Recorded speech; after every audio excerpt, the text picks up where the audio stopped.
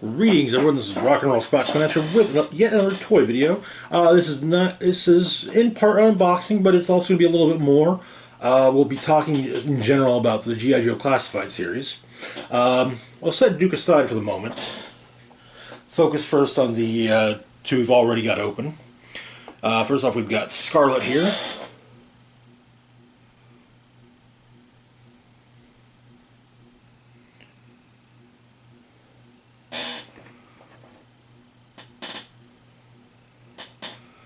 And we've got Lady J.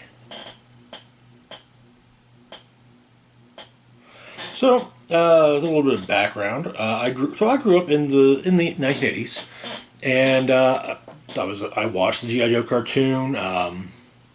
I had a whole bunch of the Real American Hero figures and vehicles, and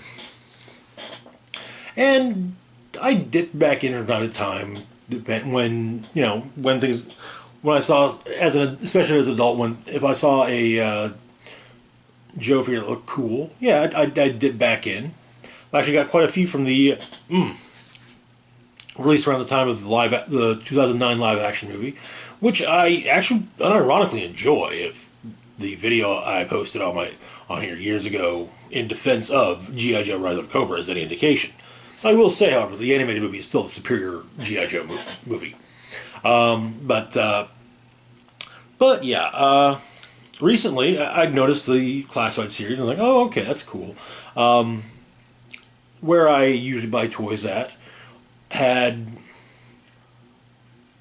I don't know, about 50 Roblox figures, and they all came with they came with a gun that I just really wasn't too keen on, and it was like, yeah, I'm gonna pass on that. But then, well, lo and behold, there was a Scarlet figure there, and I had the money to buy it, so I said, you know what, why not? So let's take a quick look at Scarlet here. Accessory-wise, she comes with her crossbow. She also has three knives. The one in her, you can see the one in her hand, one on her, one on the scabbard on the strap of her quiver, another one in the back in her quiver. Also, the knife in her hand can also fit in her quiver. So yeah. Articulation. Now this is something I was actually really quite fond of, quite pleased with concerning her. After taking her out of the packaging, her joints, they weren't loose, but they also weren't stiff, which is a common occurrence with Marvel Legends that I've noticed. And these are also made by Hasbro, so I was kind of expecting, well, stiff joints, because, well, you know. But, so, while her knees are three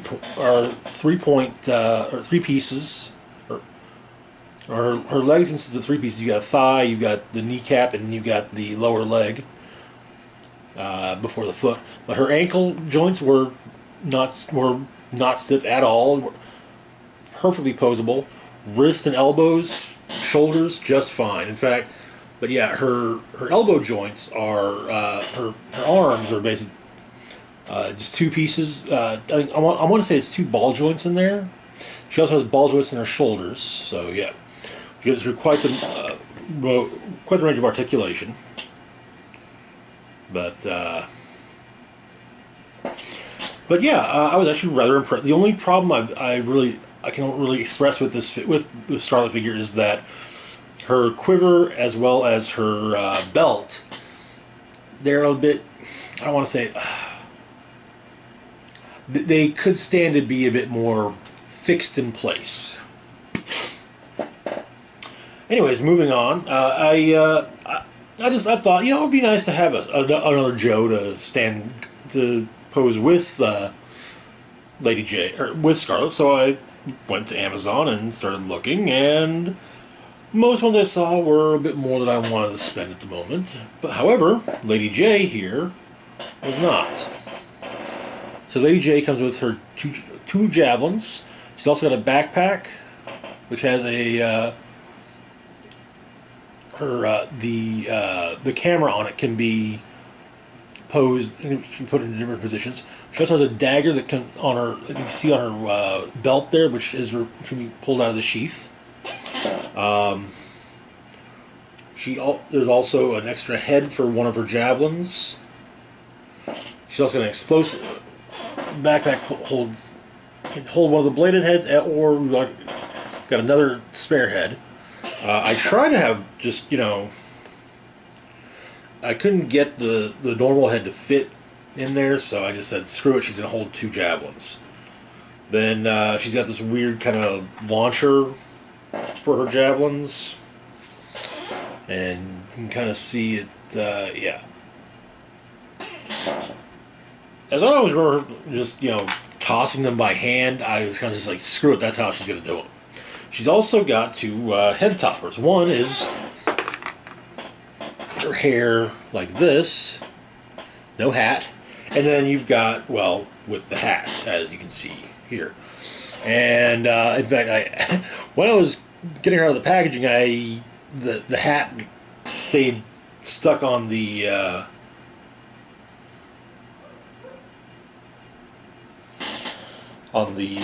plastic insert that holds her in place, and pulled the topper, the hair piece off. I was a little freaked out for a moment. Now, one other neat thing I like with the Classified series is this artwork that you see for the character on the front here. I'm not certain, but I think that this is the artwork in this case is by Clayton Crane, whose work I mostly recognize from. He did a run on Black Widow written by the Soska sisters. He also worked on the post-Messiah Complex X-Force title, and has done a lot of cover work as well. You also got similar artwork on the side with Scarlet, whose box I threw away because I wasn't thinking it clearly at the time. The artwork is very clearly by Phil Noto. But oh yeah, so look for the figure. What I mentioned with the stiff joints when it came to the Marvel Legends figures, with her arm joints being the kind of 3-piecer, and you got forearm, elbow, bicep. They've actually been rather stiff and hard to pose, hard to get in just the right position. Her ankle joints have been fine though. The trick has just really been getting finding the right balance, and the legs have been also fairly easy to pose. But yeah, the main sticking point for Lady J has been her arms, and the balance as well. Like I said.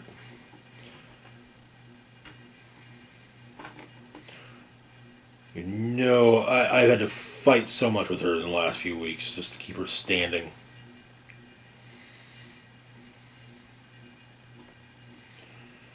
Anyways, now the time has come to pop open Duke. Alright, so first off, let's take a quick look at the artwork on the front and side. I don't know who did the artwork, but I do like it. It looks cool.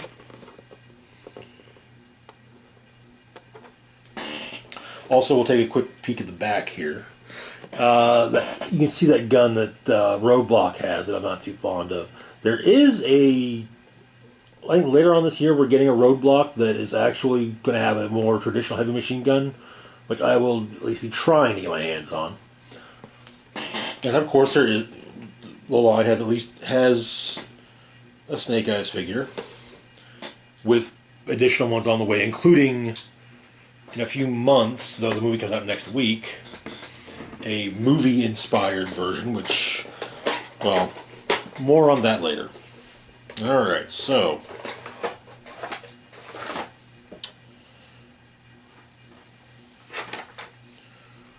Duke. Now, I won't be getting every figure from this line. A lot of it's going to depend upon how much I like the character in general, and the accessories. If, for example, I don't really plan on getting the movie-based Snake Eyes, having seen what it's supposed to look like, because I don't like the way the accessories look.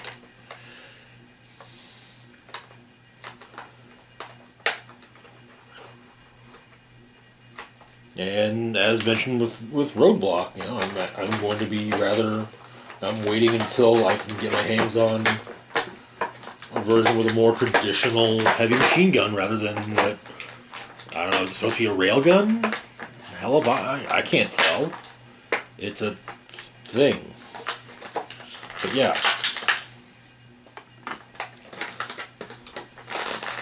And to be perfectly honest, the versions I've seen of Gung-Ho and Flint, yeah, I'm not really digging their weaponry either. So unless we get new versions of them with better weapons, or with different looking accessories, or with different accessories, I'll probably skip those two as well.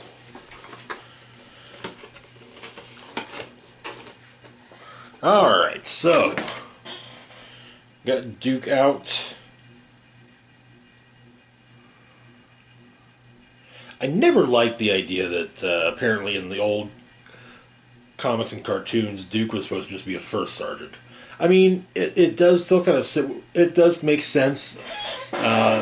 He was, more the field leader, which would be more of an NC of a non-commissioned officer type of gig. But yeah, there was characters who were clearly supposed to be rank him. That since he was basically second in command of GI Joe, it didn't make sense that yeah. Anyway, that was one of the things I liked in the 2009 movie was they made him a major. Made a little bit more sense. But so yeah. Ooh. Let's see how he. Oh. Ooh. Okay. That's a stiff shoulder there. Okay. Arm, elbow joint isn't that stiff though. That's good. That's good. At least on the left hand. Of course, the wrist isn't going to be stiff. Wrist joints are rarely stiff. I've noticed.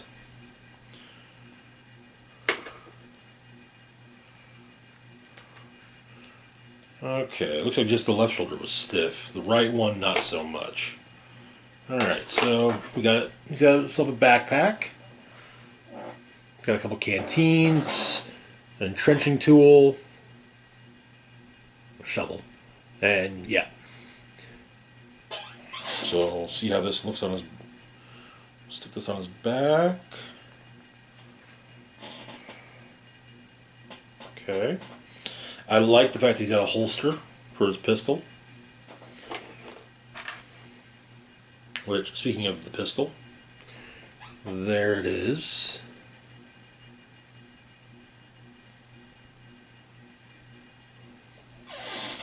We're going to put that in the holster.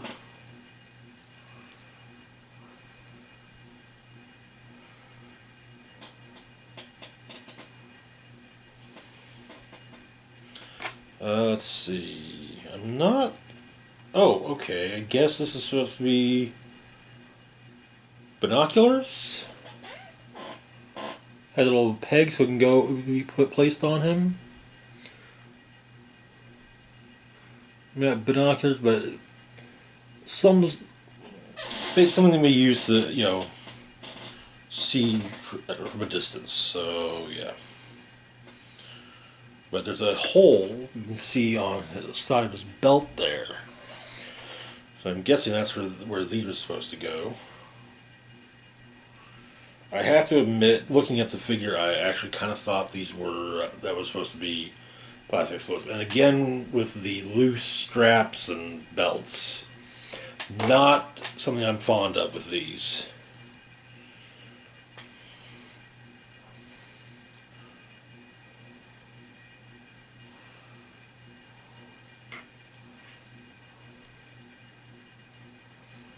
Alright, so let's see.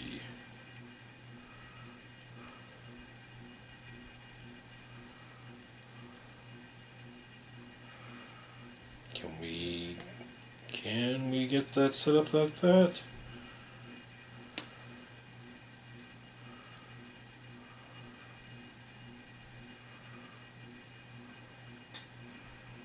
Yeah, okay.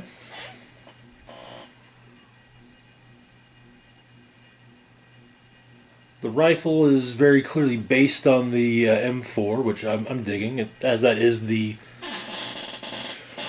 current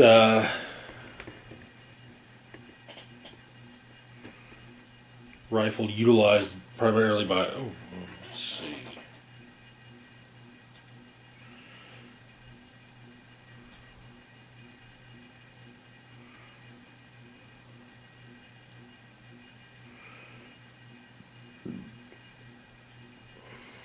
By the U.S. Armed Forces, so yeah, okay.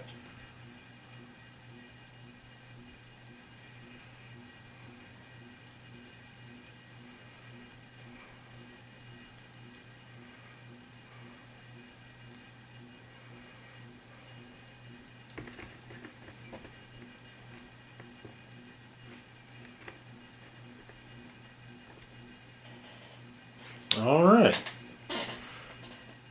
So yeah, there's Duke.